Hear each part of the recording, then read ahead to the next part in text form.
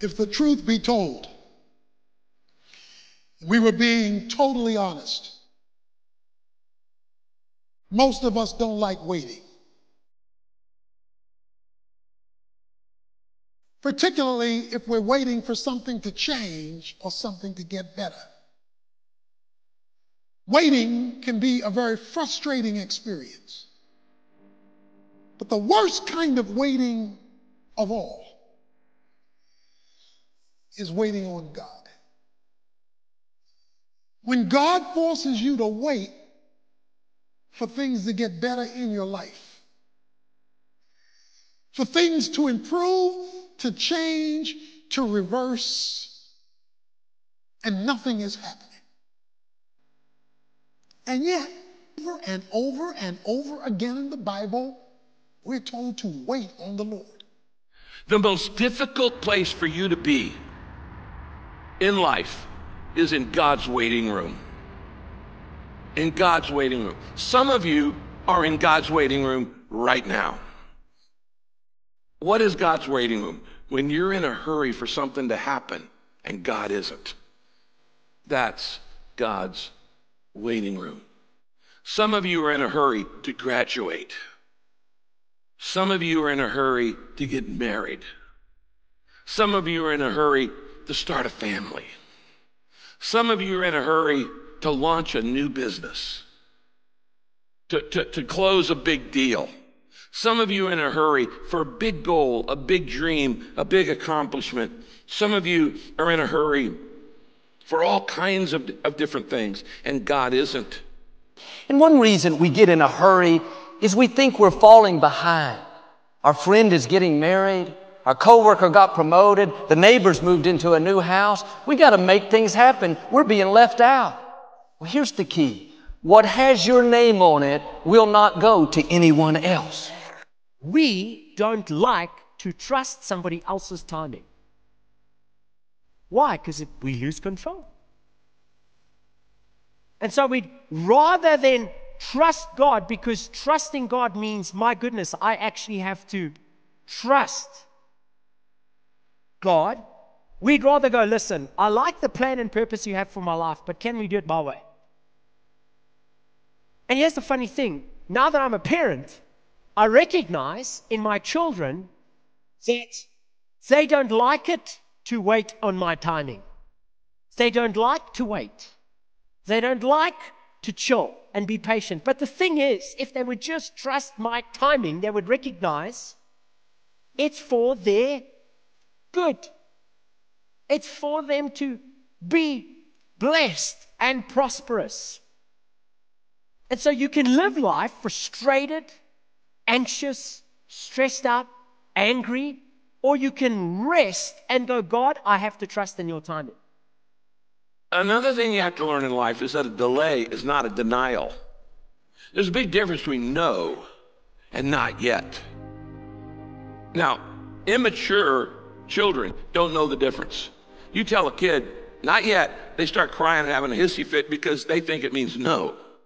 They don't understand a delay is not a denial. We all have things that we're waiting for, problem to turn around. When it's taking longer than we thought, it's easy to get discouraged, to become impatient. But sometimes it's not happening because we're not prepared for what God has prepared. You need more time to grow, to develop, to gain experience. Patience is developed in the wait room. Before you see what God promised, God will send you to the wait room. You may not like it. Other people are in the game, making progress. You're stuck waiting. You may not see anything changing, but something is happening. Patience is working. You're growing, developing, getting you prepared so you can sustain what God has coming. Don't get discouraged because it's not happening as fast as you would like. When He knows you're ready, what you give birth to is going to be much bigger than you've imagined. Maybe you've been praying, being your best, but you don't see anything changing. Have a new perspective. You're in the wait room. You're not falling behind. And God has you right where He wants you. Now do your part and wait with a good attitude. Thank you that what you promised is on the way. If you will wait with the right attitude, after patience has done its work, you're going to see promises come to pass. Don't allow a moment of agony to make you draw a conclusion about life prematurely. Because if you just keep on walking with God, God has a way of making everything all right. But He warns us that the steps of a good man are ordered by the Lord. Now, the term steps implies process. Means it's going to take a while. Because a blessing given too soon is not a blessing at all. I can give my son the car keys now, but had I given it to him when he was 5, it would not have been a blessing at all. He can't handle it. So would I be a good father if I gave him a good thing too soon? Sometimes my goodness is proven by my ability to say not yet. You see, while you're working on your project, your goal, your dream, your vision, God's working on you. And God's much more interested in you than in what you're trying to accomplish. Because you're not taking your accomplishments to heaven, but you are taking your character. And sometimes God says, yeah, I intend to give you what I've promised you. I intend to answer that prayer. I intend to fulfill the vision, but you're not ready yet. I want you to grow, and when you're ready, then it's going to happen. And I'll admit, I don't like to wait. I like to make progress. I like to get things done. But I've learned some things take time. So much is developed in the process.